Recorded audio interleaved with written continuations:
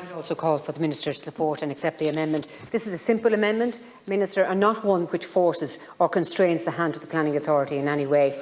It simply adds an express reference to the elected members of the local authority, where the legislation sets out that the Planning Authority may meet with persons who have relevant information prior to the LRD meeting.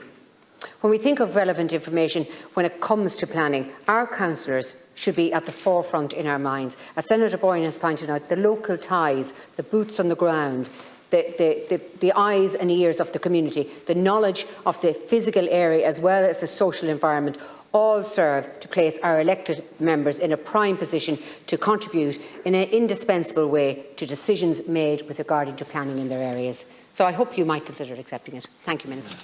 Yeah, thanks, Senators. And look, we've accepted the amendment previously. So I can't accept every amendment, and I'll give you the reasons why, and we did discuss this.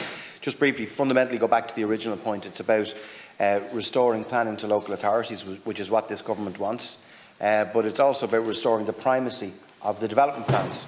I think we discussed it the other night, and that's crucially important. That's the boots on the ground piece, where it's our councillors who have the reserve function to put together development plans because they know their areas, okay, and it's from them that emanates.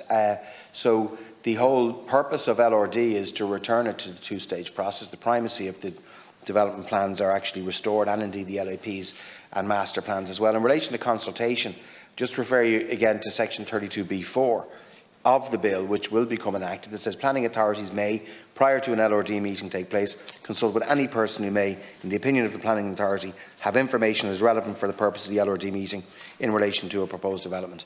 And I think it's very clear it's in there. I understand where senators want to get to. I think I did say this to Senator Higgins the last day. The idea that we'd ask a local authority to go out and reach out above and beyond this public consultation process, to actually go to a whole myriad of groups and say, well, what do you think of this?